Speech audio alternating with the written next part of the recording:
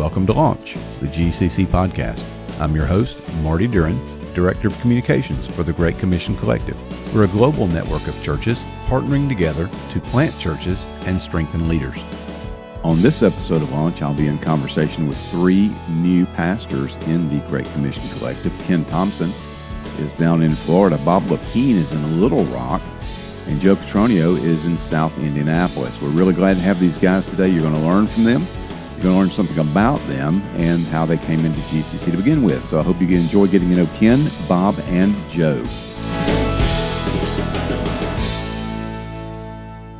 Welcome back to Launch, everyone. It has been a minute since our last episode, and I'm really happy here in early 2022 to have three really nice, cool guys. These are all GCC pastors, and we're going to have a roundtable today, and I want you to get to know Bob Lepine, Ken Thompson, and Joe Cotroneo.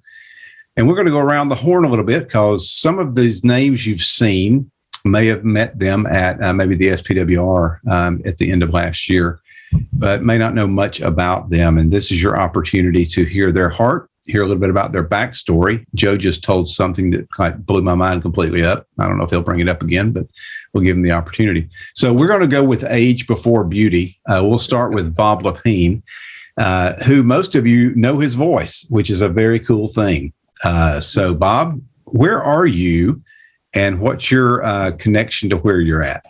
I'm in Little Rock, Arkansas. I am the lead pastor at Redeemer Community Church in Little Rock, a church we helped plant 14 years ago this month.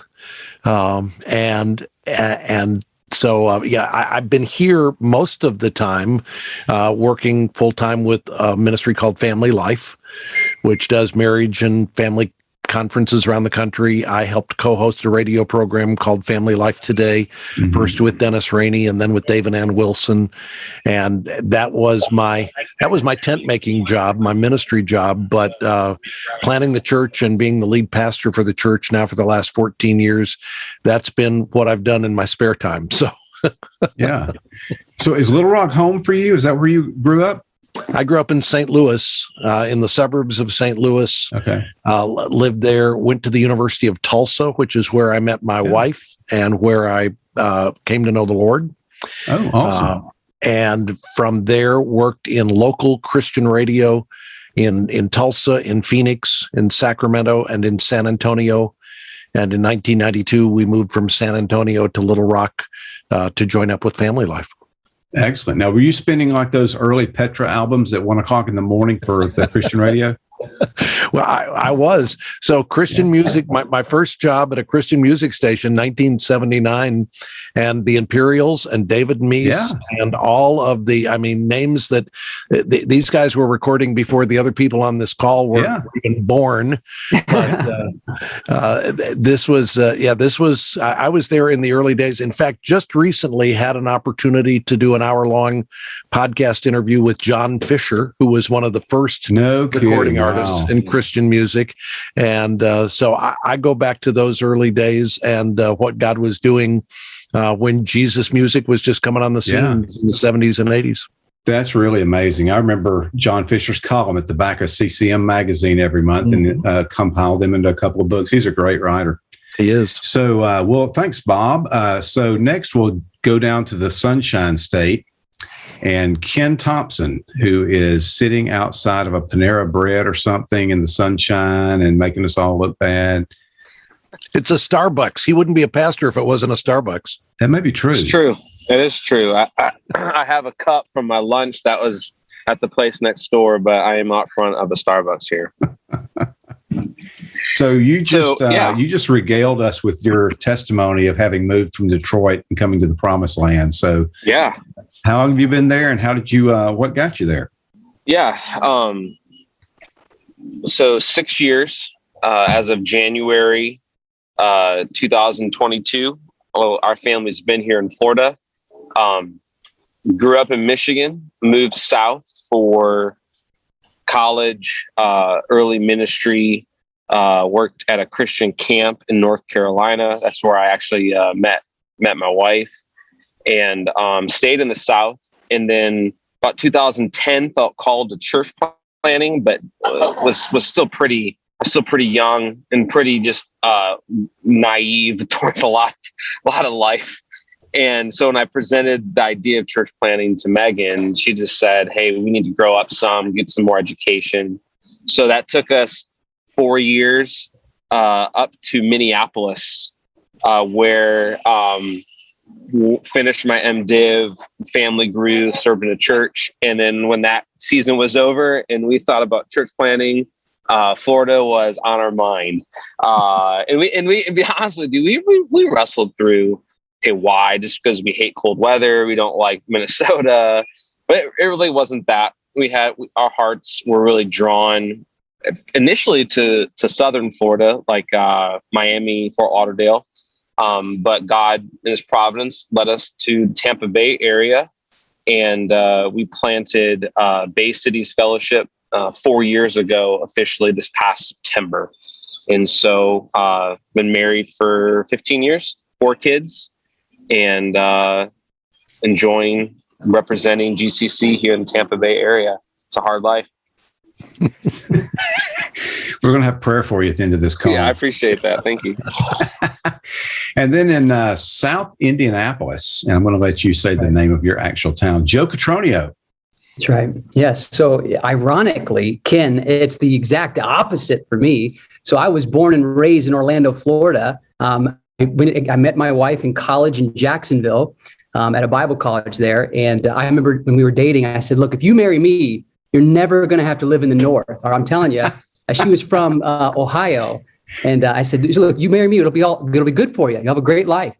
And in our first 6 months of marriage, God calls us to Columbus, Ohio. No joke. And so there we go.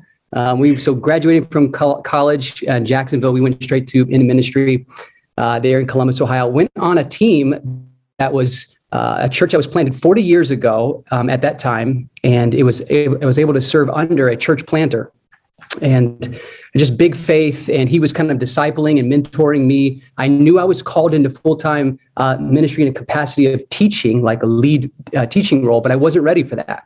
I needed to be groomed and discipled and poured into. And so for about 10 years, I stayed there, just kind of growing and learning and continuing my education, got my master's degree and enrolled into postgraduate work at Southeastern.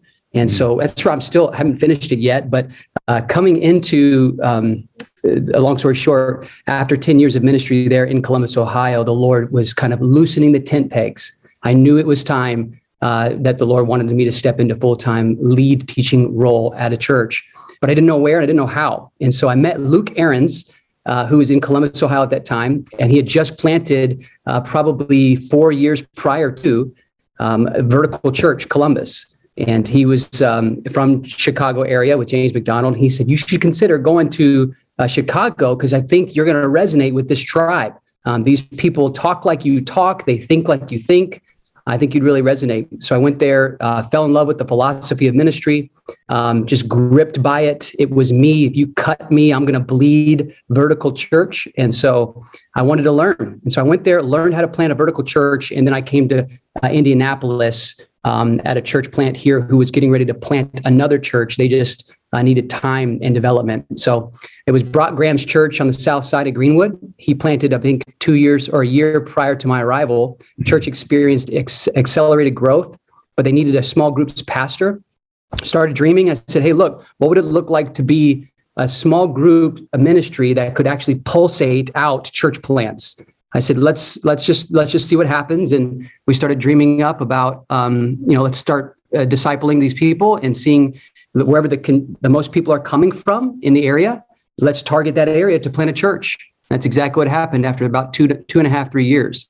And so we took some time, but it was worth waiting for and seeing a church grow to the place where it could be replicated and just targeting a specific area. So we're about 15 minutes away from our sending church. But there is 300,000 people that are yet to be reached here with the gospel. So I'm looking forward to it. Wow. So we'll stay with Joe for a moment since he has the floor. What do you enjoy? What are some of your hobbies? What do you, if you have some time, what do you like kind of automatically gravitate toward? So I'm about as boring as you can be, to be honest with you. My hobbies consist of golf with my son, on the weekends. Like putt or 18 holes? No, 9 holes. He's a 9-year-old little guy. Nice. He has a dream to play for Ohio State Buckeyes golf team. I don't understand that. But I tried to convert him to Florida State. That didn't happen. But anyway, so golfing with my son, I love doing that. I love reading good books. I love exercising. I'll just, I'll go jog or something like that to kind of take off some stress from ministry, that kind of thing. But I pulled something when you just said that. Yeah, I don't want to be that overweight preacher. I want to be able to hang out with my son and play golf with him or play football with him. So we'll see. But that's awesome. Ken, what about you? What do you do when you're not doing anything else? Yeah, so I got 4 kids, and so that margin of time is usually taken up by them. So I've tried to. I have 3 daughters and 1 son, and so I try to live vicariously through him. So sports. He's 6, and so we just, I don't know, we're just always goofing around. It's funny. I was talking. I love all things sports. So basketball, football. Ironically, I used to golf more when I didn't have as many kids, and I lived in Minnesota. So I don't know what that means, but I can golf all year round, and I don't now. So hopefully maybe with my son, when he gets a little bit older, we'll be, playing golf there a little bit too. But, I'm pretty boring too, to be honest with you. Sports. Welcome exercise. To the Boring Pastors Podcast. Yeah, I know, man. Seriously. I would say the most adventurous thing I do is I have a little stream, outside my backyard area. There's a little like swamp, more or less, and I'll go fishing in there. So that's a good outlet for me. I love to fish. It is fun to get out and do real fishing down here, but that little backyard fishing is about what I can manage right now with 4 kids, 12 and under. Cool.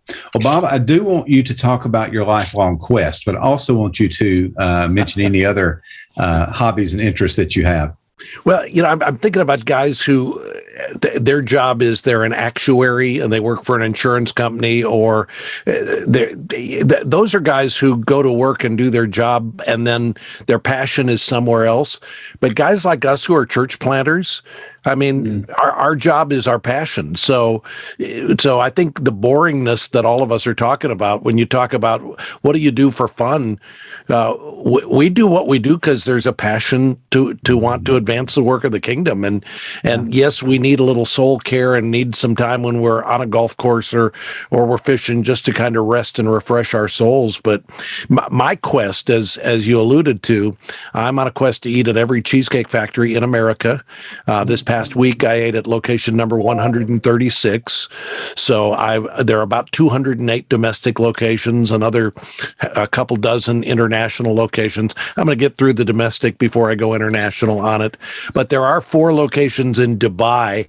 So when I start to go international, I'm going there first. I figure a long week in Dubai, I can hit. It may take me a week to get all 4 of them in, but yeah. So being bivocational and church planting.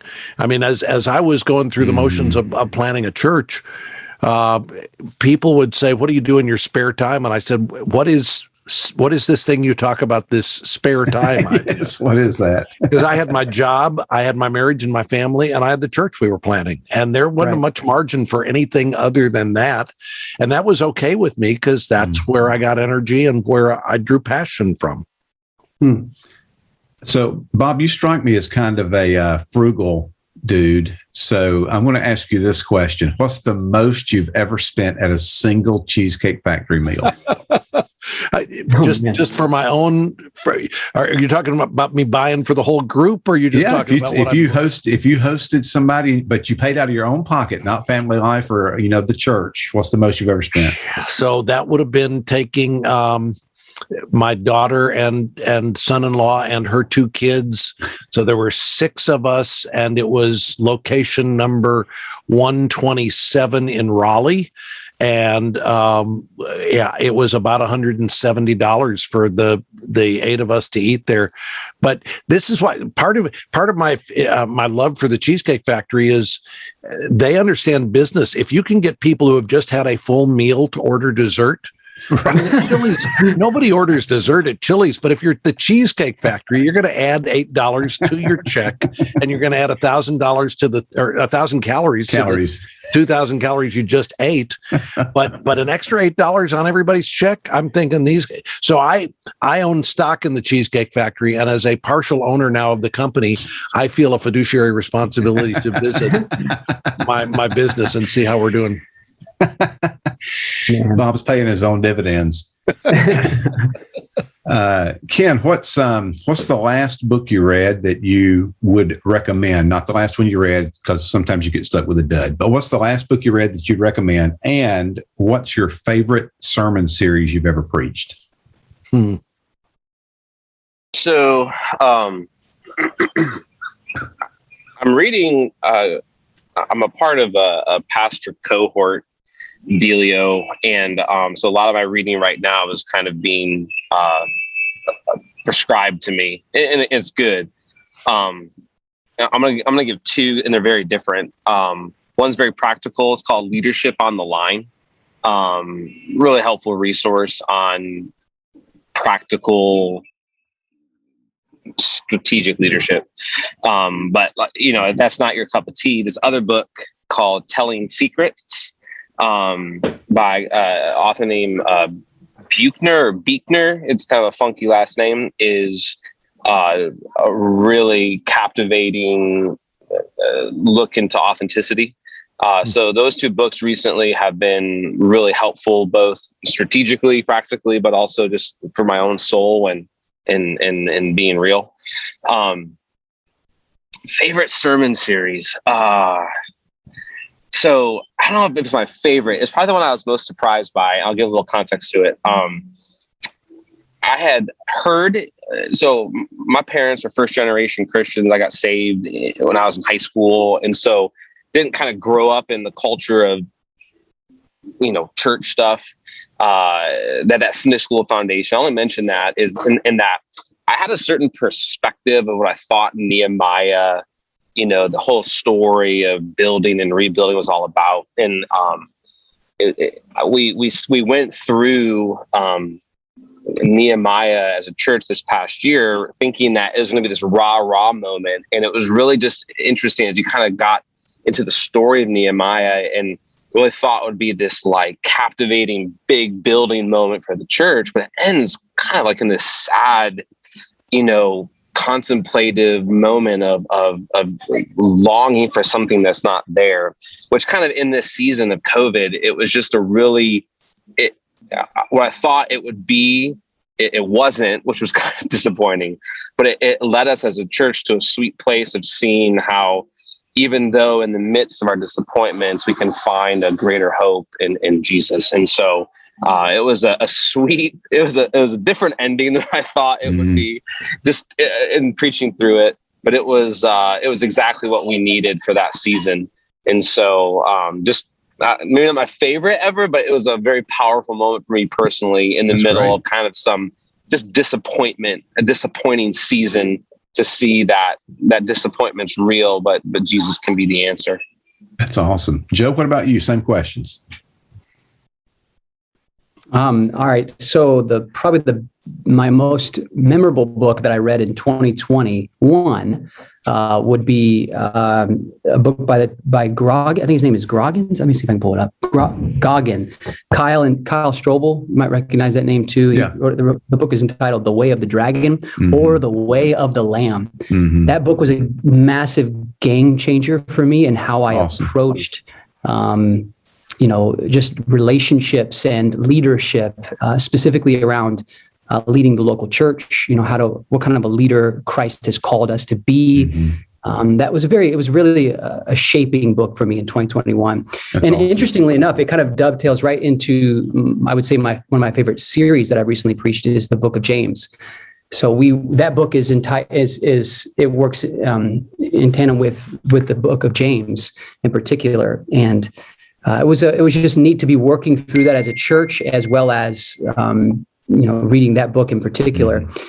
But honestly, another series that I thoroughly loved was the Book of Ephesians. So just working our way with our church through the Book of Ephesians, it wasn't so much because of the salvific nature of it, although that's outstanding, but it was something that we discovered about how the realness of where Christ, how he meets us in every generation, and the similarities between culture. That was a really cool, refreshing thing. A friend of mine talks about helping the church understand emotional archaeology. And so he basically you need to help the people to feel what they're feeling in the scene. And so we got into like so many cool things in the city of Ephesus that was going on, and why he was addressing certain things the way he did. So it's really, really a good study. That was one of my favorites. So did you take the church over so y'all could like be on the ground in Ephesus and have some lessons over there? Yeah, right. No, not as a baby church plant. Maybe someday. So. Oh man, Bob, what about you? Well, the book I'm slowly working through right now is Carl Trueman's book on the rise and triumph of the modern self, which is slow going and thick reading and dense, but profound in terms of us thinking through how we are in the place. He starts the book with the question, how did we get to a place in our culture today where a man can say, I feel that I am a woman trapped in a man's body, and people go, oh, that makes sense to me. How did we get to a place where that is a sensible statement for somebody to make? And it's not just about gender confusion. It's really about our sense of self, our sense of identity, our understanding of that. It's again, slow reading, but been very good to read through it. I just went through a book as well with a group of guys from our church, guys my age. So I turned 66 this month, and Robert Wolgemuth wrote a book called Gun Lap. Yeah. And it's a book about guys who are in the final laps of the race of life, and how if you ran track, you understand that when the gun goes off and you're in the final lap, you don't lag in that lap. You actually, this is the lap to say, look, I've just got a little bit more to go. This is where you go all out to get to the finish line. And so the book is designed for guys our age to think, how do we maximize this season of life so that we're all out all the way to the finish line, rather than going, now's the time for the RV and kickback and golf, right? So that was helpful, and to think he just threw off on you guys that play golf. Did y'all catch that? He just he just threw you under the RV. It's okay. All right. Matter of opinion. And I'll throw in here too, and this is an old book, but more than a decade ago when I read Tim Keller's book, The Prodigal God, that was a paradigm shift book for me to think about the whole issue of self-righteousness and the older brother, that the main character in the prodigal son story is the older brother. And that's who many of us are. That's who I am. And so to understand that, I just go back to that book over and over again as a corrective. In terms of sermon series, I would say my favorite sermon series is typically the one that I'm preaching currently, right? The one I'm in is the one that's most actively engaging my soul. We did take about 12, 13 weeks last spring to go into Ephesians chapter 6 and look at the issue of spiritual warfare, do a deep dive into that. And I went into that thinking spiritual warfare is a broad cultural phenomenon, and really understood going through it slowly. It's more of an internal phenomenon than it is a broad cultural phenomenon. And the spiritual warfare that we deal with is our own wrestling against our own flesh, and how gospel-centric Paul's exhortation is with spiritual warfare, that he takes you back when you're dealing with with spiritual battle, you go back to the gospel, and it's the helmet of salvation, and it's the breastplate of righteousness, and it's the shield of faith, and you go back to the gospel as a way to do spiritual battle. And that was good for us, because whenever I would say to somebody, we're doing a series on spiritual warfare, everybody was like, yeah, you think that's needed? I mean, look at our culture. And I'd go, that may be needed as much in a time when you're in cultural peace as it is when you're in cultural turmoil, because malaise is as much of an issue as turbulence is. So last question, and I'm going to let Joe go first. And you can, and this doesn't have to be like some super long answers on this, but just like, how did you get connected to GCC? Oh yeah. So again, my relationship ties with Harvest Bible Chapel and Harvest Bible Fellowship were the connection points for us. So I graduated from their training center back in 2015, I think is what it was, 2016. And so just stayed part of the family. And then when GCC, I was actually working at HBF with Brian White for about I was right when everything happened. And so it was just before I transitioned to Indianapolis. And so when GCC first started, I was very aware and involved in sort of the beginnings of it.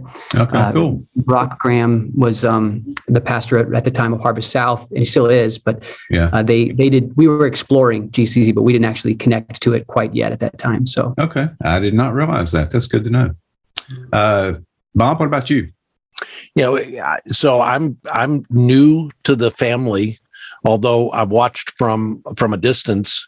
I've been aware as a church planter, as an independent church planter, non-denominational. So we came up without really any background or support behind us, kind of doing it on your own.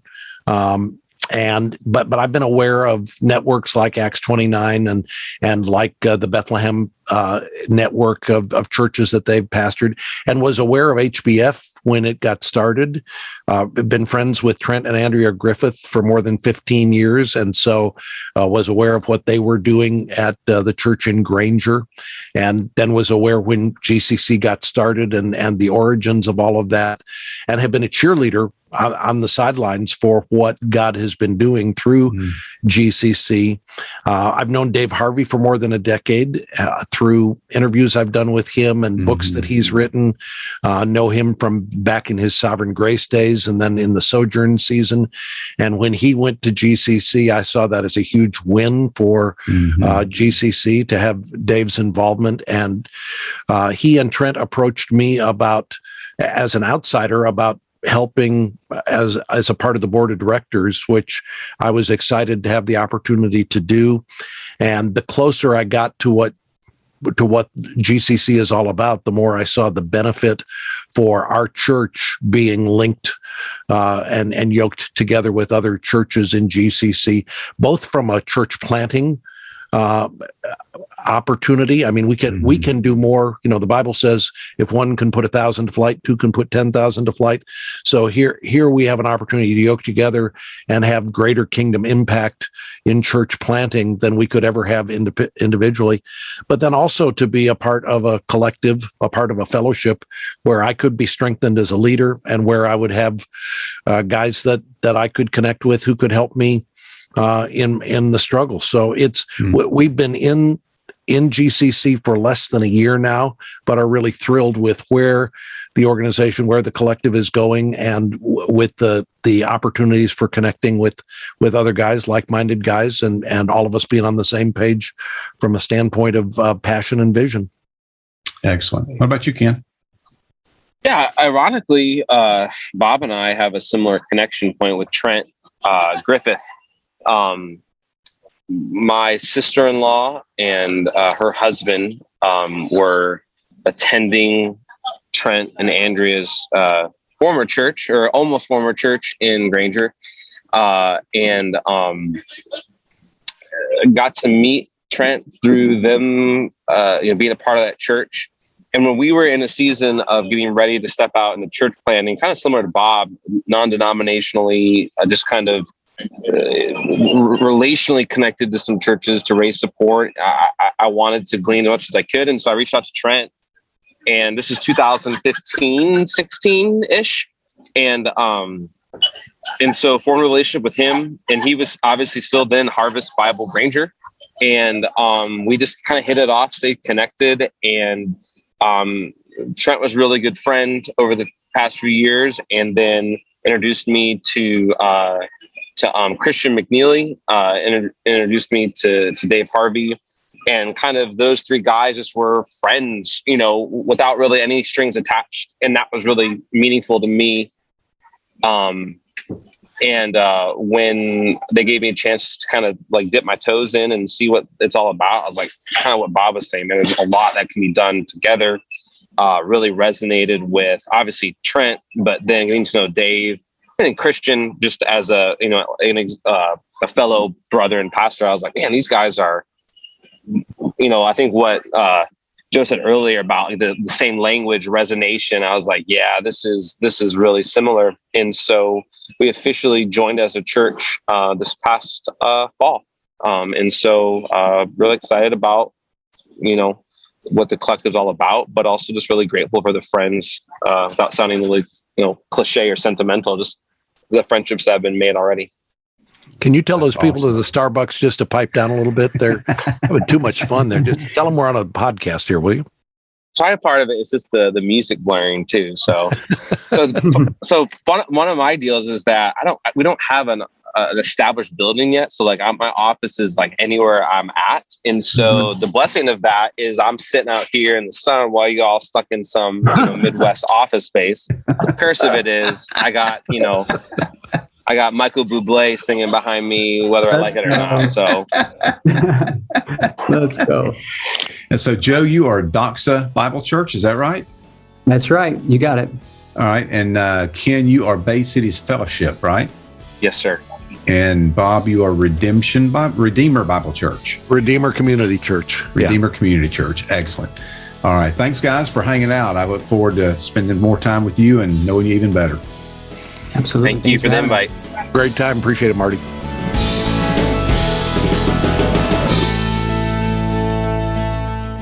Thank you for listening to Launch, the GCC podcast. If you haven't subscribed already, why not take a moment to do that in your favorite podcast app? Also, rate and review the podcast when you get a moment. That helps us with search results, and recommend us to your friends, maybe other pastors that you know who will benefit from the content from this podcast. Also, don't forget to check out our website if you haven't done that already. It's gccollective.org. That's gccollective.org. And there's a lot of helpful information. There's articles. There's how you can join the GCC, whether a church planter or an existing church, and plenty of other content that'll help you grow spiritually and encourage you in your leadership journey.